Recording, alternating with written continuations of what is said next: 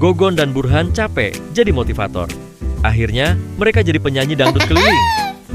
Nama grupnya Dangdut. Gogon jadi vokalis. Suaranya nggak jelas, tapi niat banget. Burhan jadi penari. Goyangannya mirip kipas angin rusak. Mereka tampil di hajatan kambing. Tamu undangan 3 ayam, 1 tikus, dan emak-emak yang teriak. Lagu kedua dong. Malam itu dangdut viral. Bukan karena suara, tapi karena Burhan goyang sampai sendalnya copot dan kena muka Gogon.